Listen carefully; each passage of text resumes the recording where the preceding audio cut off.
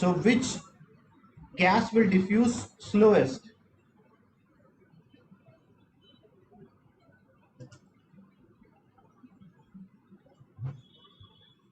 These are the atomic masses, but options, in the option you don't have oxygen, in the option you have hydrogen H2.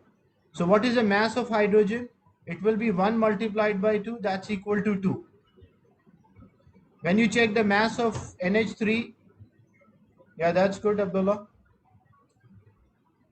Mass of nitrogen is 14 and mass of hydrogen is 1 multiplied by 3, so total mass will be 70. Mass of carbon is 12 and mass of hydrogen 1 into 4, that is 16. And mass of carbon is 12 plus mass of oxygen 16 multiplied by 2. So 32 plus 12, that's 44. So it is having the highest mass, so it will be slowest rate of diffusion.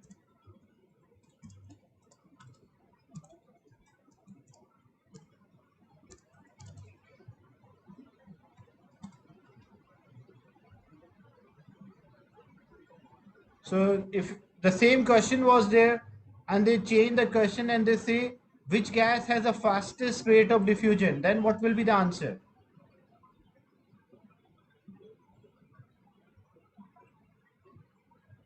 So if they ask fastest rate of diffusion, in that case hydrogen or A will be the answer because it is the lightest one, so lighter gas diffuses faster.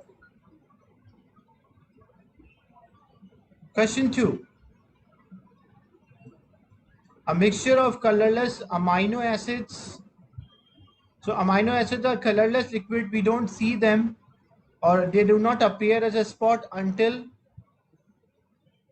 we use a locating agent. A solvent uses propanol. So the liquid which they use for this chromatography, that is propanol. And the chromatogram is sprayed with a locating agent. So when the chromatogram is sprayed with a locating agent, it will make the spots visible. So the purpose of the locating agent to make the spot visible. And what is the purpose of the solvent? The solvent will take, because the solvent absorbed by the chromatogram, it will take the sample of amino acids or move the sample of amino acid on the chromatogram. So B will be the right answer. Is it clear? The purpose of the solvent is to move the sample and purpose of the locating agent to make them visible. So what is the answer? To move and to make it visible. That's why B is the right answer.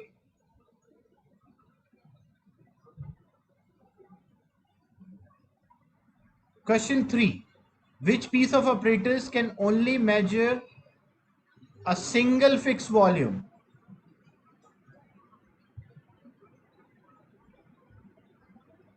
I want your participation as well. Which one can measure a single fixed volume? I will explain each question, but before that, I want your participation. Abdullah, Khan, Asaim.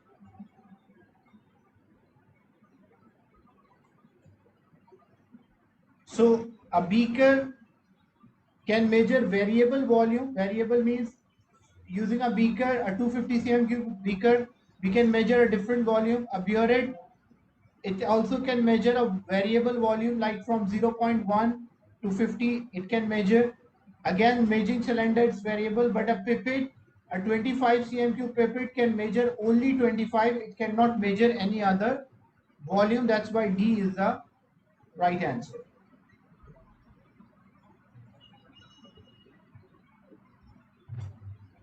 Question 4. In a chromatography experiment, which label represent the solvent front? Which label, which point? So the last point where the solvent rises, that's the solvent front.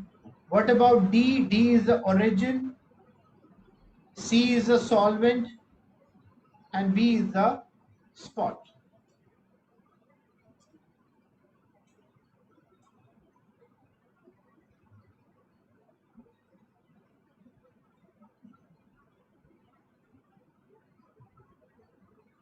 The atomic structure of the particles are shown.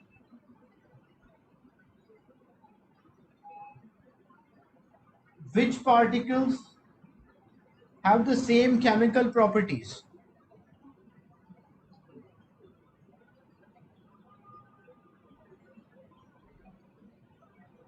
So to work out the chemical properties, they should have the same number of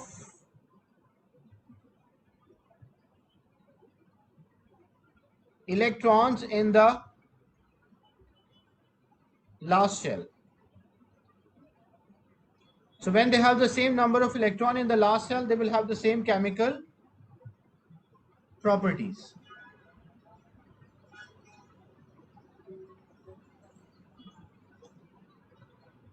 So when we check the option P and R, when you check P with R, different. P with S, that's different. PQ and R, PQ is same but R is wrong. Then R and S, they have the same number of electrons. If they have same number of electron, they will have same number of electron in the last shell, and they will have the same chemical properties. So same proton number should be there and same number of electron in the last shell. That is the definition of isotope as well. The arrangement of electron in two ions form from element X and element Y. Which equation represent the reaction between X and Y? First, when you check X, which group it belongs to? 1, 2, 3, 4, 5, 6, 7. Both have completed their shells. X is having 19 protons. Y is having 17 proton. So what will be the charge on X?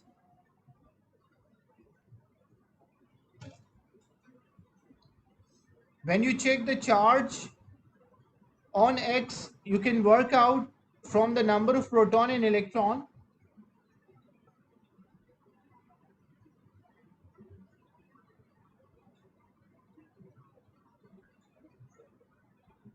Yeah, that will be +1. And what about the charge on Y?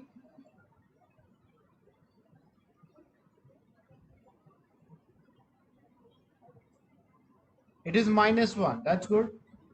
1, 2, 3, 4, 5, 6, 7, 8. So that is -1. So what does it mean? Because it is forming a positive ion.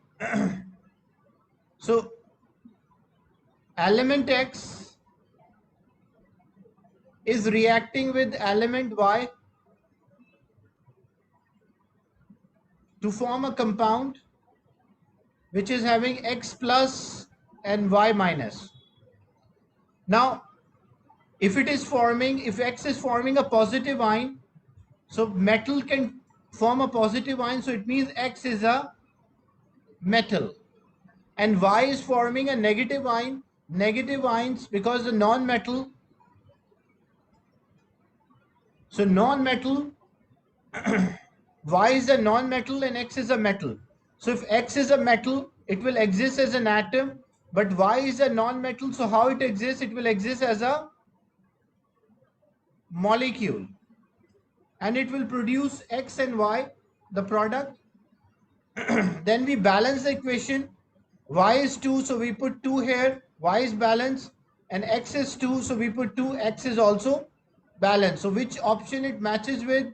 When 2X reacted with Y2, it gives X and Y. So it matches with option C. Is it clear?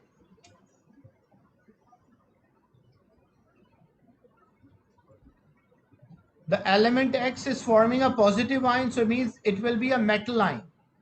Element Y is forming a negative ion, so it means it is a non-metal. So two elements are reacting with each other. The metal element X is reacting with element Y.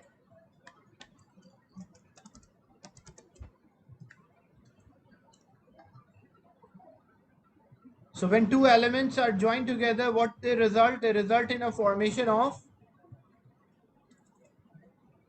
compound. So element X, because it is forming a positive ion, and positive ion can be formed by metals only. So element X is a metal. So if element X is a metal, how it will exist? It will exist as atom. And element Y, because it is forming a negative ion, so it is a non-metal. And how non-metal exists? The non-metal exists as a molecule. And it will form a compound. It will form a compound with X and Y. So X will be there positive and Y will be there negative. This is a compound form, X plus and Y minus. And then we have to balance. So we put 2 here for balance Y and we put 2 here to balance X. So which option it matches with? It matches with option C. Is it clear, this example?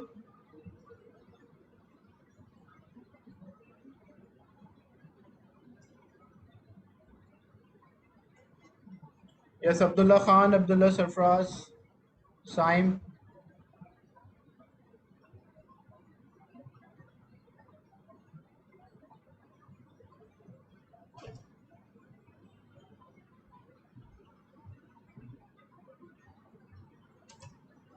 The diagram shows the electron arrangement of a molecule in methanol.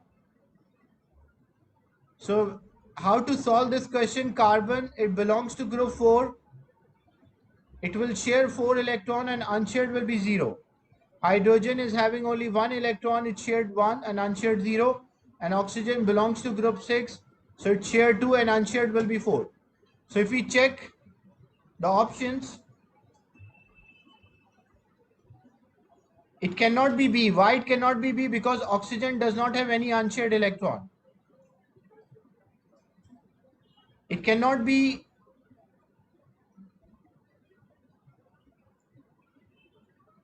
C as well. Why it cannot be C? Because oxygen should share 2 electrons. But here how many oxygen is sharing? 1, 2 and 3 electrons. So that's why it cannot be C. Yeah, A is the right answer. That's good. And why it cannot be D? Because there's only 1 electron between them. So it cannot be D. So A is the right answer.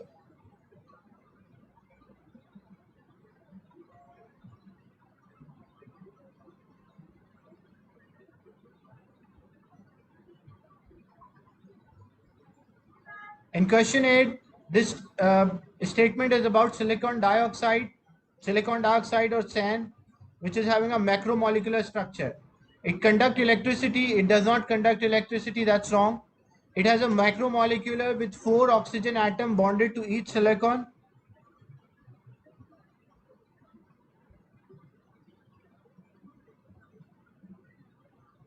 So that is right. It's a macromolecular. Its structure is not similar to graphite. Its structure is similar to diamond. That's why D is wrong. C is also wrong. It's not a simple molecule. It is a giant. And question 9. Rubidium is group 1 and bromine is group 7. Rubidium react because rubidium is a metal and it is having 1 electron, so it will lose 1 electron. So metal tend to lose electron.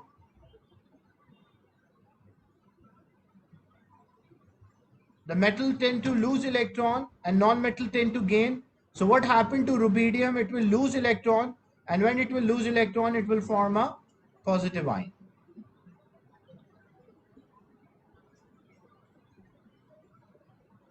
Question 10.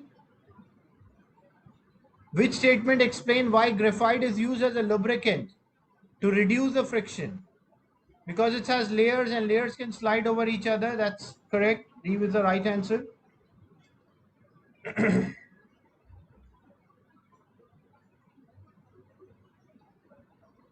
Then 11 sodium carbonate is reacting with sulfuric acid. So it will form sodium sulfate. What will be the correct formula of sodium sulfate? So sodium is +1 and sulfate SO4 is -2. So when we cross multiply their valencies, the formula for sodium sulfate will be Na2SO4. So it will be C.